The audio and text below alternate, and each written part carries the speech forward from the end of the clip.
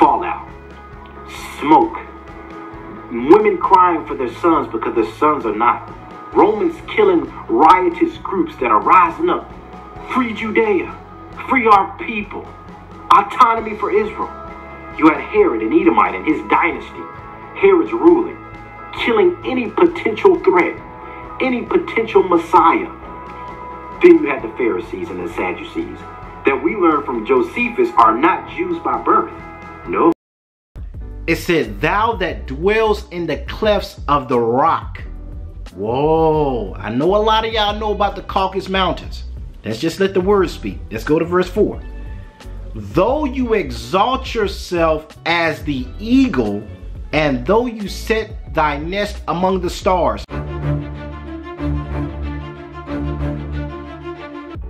What's up, Zion Dynasty? This is your favorite dreaded Israelite, the man, the myth, and the legend. So yes, family, we're back in this thing, y'all. We're gonna deal with it. As y'all see on the screen, I know I'm kind of late dealing with it, but we are going to talk about Marvel's release. They just had their Comic-Con where they released their slate of movies. I can go nerdy with it, but I want to connect this from a historical, from a Israelite perspective, and show you how they're teasing a lot with this. As you guys see, that's their Avengers movie slate. They have Avengers Kang Dynasty, which I think they know about Zion Dynasty, if you ask me. Oh my God! And Avengers Secret Wars, which is the next, or that 6th installment of the Avengers line. Now, so we're going to talk a little bit about the Israelite perspective behind it. We're going to look at the Black Panther 2 Wakanda Forever trailer. I've seen a lot of people, shout out to Elder Big Judah, shout out to Big Judah did a reaction to it. I believe some other Israelites have dealt with it as well. About the Bantus, I think Benaiah may have, I'm not sure for sure. But yes, in this trailer, a lot of Israelites have pointed out the Bantu influence. They're showing the Bantu Israelites. They're trying to do a little, drop a little nugget about our people through this. But a lot of us have not paid attention to, not only is Marvel through Black Panther 2 giving a shout out to our Israelite heritage. If you guys look at even the language that is used, like as you guys saw on that billboard, let me take it back a little bit. Let's see, it looks almost like Paleo Hebrew, right? Those Nigerian scripts, right? A lot of that goes back to the Israelite. Let me see, I missed it again. Man, it is quick, y'all. It is very quick. I mean, they almost didn't want to show us it too long. I'm gonna see if I can get it. Oh man, I think I missed. Let me see. Dang.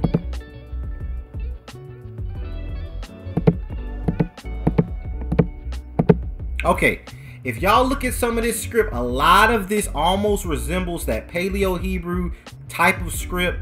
It's a lot of subtle references they put in this. It's all revolving around T'Challa's death. As you guys know, the selection of the new Black Panther and that kind of thing. Some people think it's going to be Shuri, his sister. Some people think that Michael B. Jordan might come back in that thing. I wouldn't be opposed to that, family, but it's revolved around his death and the resurrection of his mantle through his people. Wakanda Forever, it teases that in the very title of them carrying on in the midst of this dead king, right? A lot of people think, that, shout out to the Killmonger, that Killmonger is going to reclaim the throne, being that lost descendant of T'Challa, right? Y'all know that from the first Black Panther movie. That in the first Black Panther, he was like the diaspora Negro, angry, stripped of his heritage, all right, discontinued from his family, and now he carries this chip on his shoulder because he felt like Wakanda forgot about their people. So maybe they bring back Michael B. Jordan, resurrect Killmonger's character, and allow him to be grafted back into his family. It's so much Israelite just teasing in that, y'all, that is unreal. So also, guys, I could do a whole nother follow-up on that if y'all want to, but I want to just kind of touch, not just that they do the African element of Israel, we're going to deal with Captain America New World Order. Now, I got to pull this up. A lot of y'all have been following me on this journey. I still have a lot of research to share with you guys through the seal portion, through the Book of Mormon, connecting the house of Nephi, Moroni, Mormon, that left Lehi's family, that left the kingdom of Judea, warned by Christ himself that the Most High was going to bring judgment. Y'all watch this, that the Most High was going to bring judgment on Judea. Joseph's tribes was warned. I'm telling you, you had a lot of them already in North Africa, a lot of them already in the mountains of Morocco, the Ephrati people, they were already there. But not just that, family, he warned those in Judea, certain families of Joseph, certain remnants of them, to go to the Americas, and the Americas became their inheritance, the promised land unto northern kingdom. And there's a lot of history that goes into that. So when you look at Marvel, y'all check this out, when you look at Marvel, Marvel is not only highlighting the African roots of the Israelite people, of our people, our Israelite brethren that are still on the continent of Africa, but also they're teasing the American Negro, right? Native, Aboriginal, if you want to call them that, really the House of Joseph, the so-called Lost 10 tribes that are in the Americas that were already here before Christopher Columbus, reclaiming their rightful place of leadership in America. This is teased through Captain America, European Steve Rogers passing on that mantle to Anthony Mackie's character, who is Falcon. And y'all, is so much imagery in the eagle's wings being given to y'all's people in the wilderness to possess the land, just like Joseph was a slave in Egypt and became the head of the corner. And some people believe, I showed y'all the Jewish folklores of Morocco, that Joseph was able to set up Josephite kingdoms within Africa during the time of the Egyptians. Now let me show y'all this Captain America thing real quick. Y'all gotta see this. Now, we're going to talk a little bit about this whole New World Order. They're naming it New World Order, y'all, which is crazy because a lot of us think of the New World Order as Esau, the Europeans resurgent. There is no, let me tell y'all something. There is no resurgence of the European power construct. Esau is that last ruling empire. Y'all have heard me say this in a lot of lessons. And Jacob is the beginning of the world to come. This is in the scriptures. This is in 2nd Ezra chapter 6, verse 9. I'm going to put that on the screen for y'all, right? And I've gone through that on about every video. I kind of took a break going into other topics, but Esau is the end of the world. So who is this New World Order? It's Jacob. It's the restoration of Zion. Y'all better hear me. The world without end. Now, let me show y'all a little bit, and I'm going to talk a little bit about it while we watch this little clip. So basically, New World Order caps out phase 4 of Marvel. Right before they go into phase 5, I believe, next year. And you see, now y'all check this out on Disney Plus if you haven't seen it. The black man, Anthony Mackie, he always struggles with America in the series on Disney Plus. He struggles with taking on the shield for a lot of reasons, mainly because on Disney Plus they take you through the personal struggles of Anthony Mackie. They kind of show his family struggling financially to continue their father's boating industry. And that symbol of America, they kind of take him in, they take you into that psychological battle that he's having with taking on the mantle as Captain America. So they end up choosing another Captain America, some other guy, some white guy, to play the role or to be Captain America, because Steve Rogers has given up the shield, right? But all the while, Steve Rogers knew that Anthony Mackie was meant to be the next Captain America, and he was going to pass that on to Anthony Mackie's character, a Falcon, but he did not want to don the shield. For a lot of reasons, they take you into the black plight of the Israelite mindset of, man, this ain't our country. Man, we in Africa. I'm going to connect this with the Israelite perspective. That a lot of us say, oh, that ain't our land. The Book of Mormon, that's a false text and all this stuff. A lot of y'all been telling me, oh, no, oh, JB with that Book of Mormon stuff, you know. See, this is where understanding prophecy comes in. Those two sticks, the stick of Judah, the stick of Ephraim, these are historical records. See, we write on paper today that comes from trees. The mystery of the two sticks is these are genealogical records, just like a tree and just like the paper that accounts the lineage. So what Ezekiel 37 is showing us is that the records of Judea, the Judeo scriptures that we have today, are the Judeo scriptures. That lineage of what happened to Southern Kingdom, all the way down to the fall that we see in 70 CE. But what happened to the so-called lost tribes? We know a lot of them went into Africa, and from Africa, a lot of those that practice an Egyptian culture, they went over to the Americas. This is why you have the Olmec statues in Mesoamerica.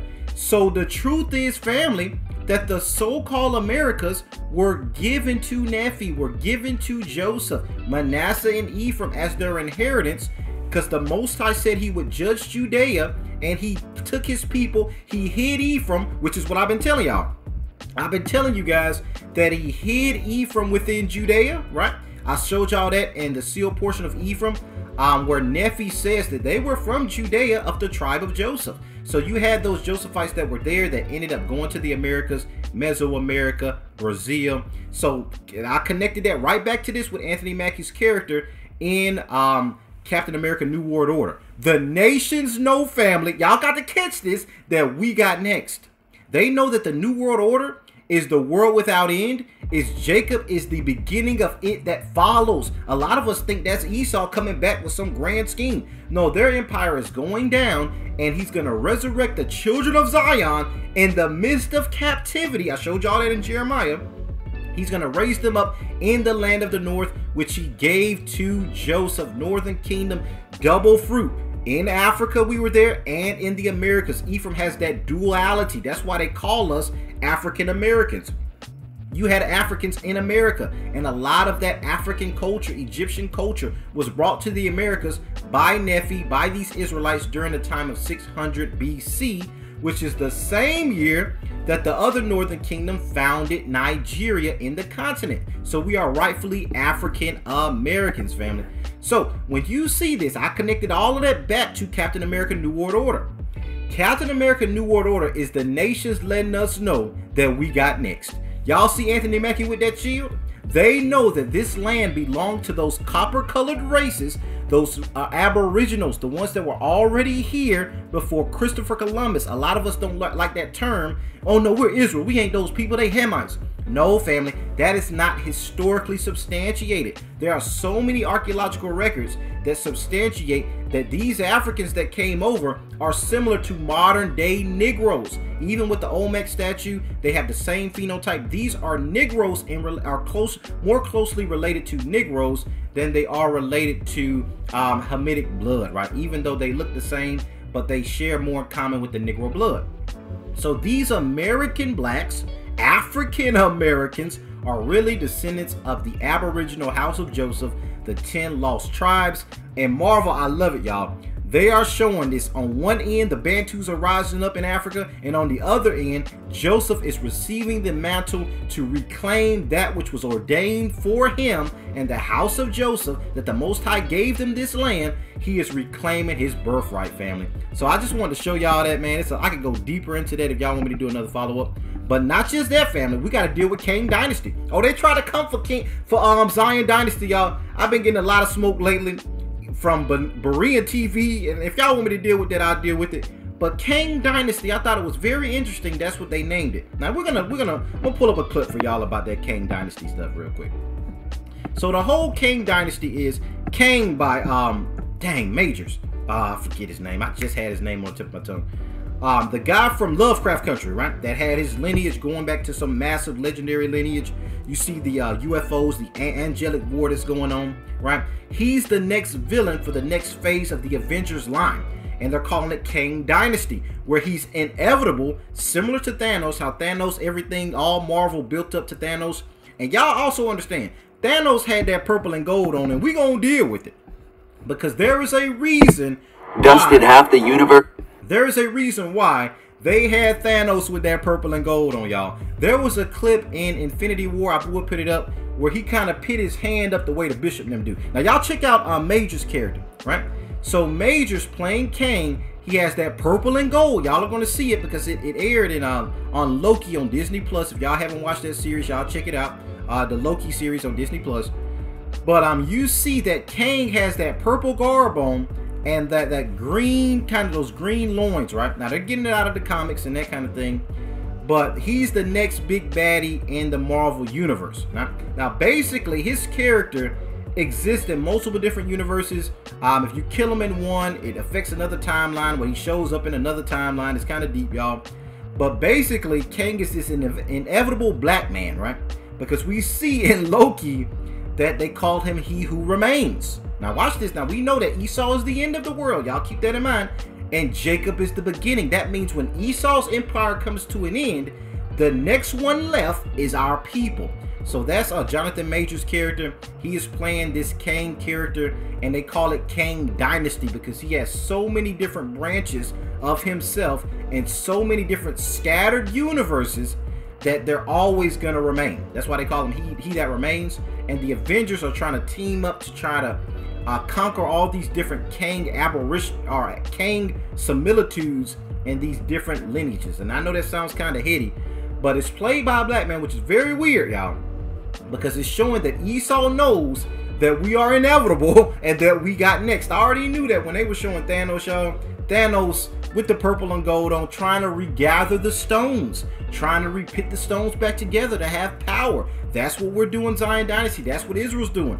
We're trying to regather the 12 lost tribes to become that mighty nation again, right?